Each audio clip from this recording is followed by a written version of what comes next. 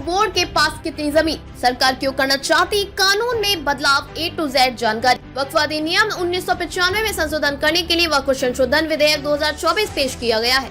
यह मुसलमानों के बीच विवाद और आलोचना का विषय बन गया है। यह विधेयक वक्फ बोर्डों के कार्यों में अधिक जवाबदेही और पारदर्शिता सुनिश्चित करने के उद्देश्य से लाया गया है।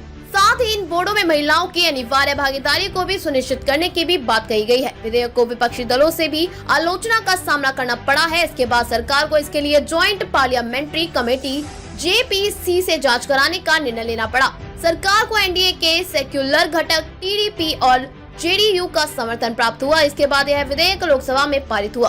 वक्फ इस्लामी कानून के तहत संपत्ति का स्थायी समर्पण है। इसके तहत आने वाली संपत्तियों का इस्तेमाल धार्मिक, पुण्य या चैरिटेबल उद्देश्यों के लिए किया जाता है।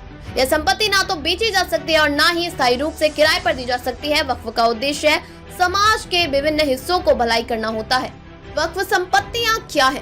वक्फ संपत्तियां वह संपत्तियां हैं जो मुसलमानों द्वारा धार्मिक या चैरिटेबल उद्देश्यों के लिए दान की जाती हैं। इनमें कृषि भूमि, इमारतें, मस्जिद, मदरसे, दरगाह, कब्रिस्तान, स्कूल, दुकानें और विभिन्न सामाजिक संस्थाएं शामिल होती हैं। भारत में हर राज्य में एक वक्फ बोर्ड होता है जो इन संपत्तियों के प्रबंधक का काम करता है। भारत में वक्फ बोर्डों के पास 9.4 लाख एकड़ भूमि है। इन संपत्तियों को अनुमानित मूल्य 1.2 लाख करोड़ रुपए है। यह वक्फ बोर्ड को भारत का तीसरा सबसे बड़ा भूमि मालिक बनाता है। पहले स्थान पर भारतीय रेलवे और दूसरे स्थान पर सशस्त्र बल है। वक्फ कानून में बदलावों को क्यों किया जा रहा है?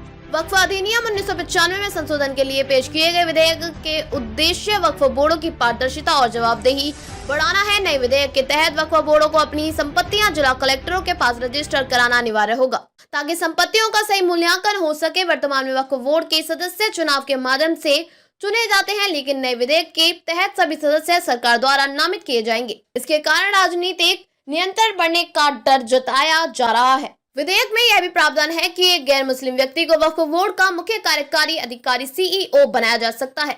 हर बोर्ड में कम से कम 2 सदस्य गैर मुसलमान होने चाहिए। आलोचकों का कहना है कि इस प्रावधान से वक्फ बोर्डों की स्वतंत्रता पर आक्रमण हो सकता है।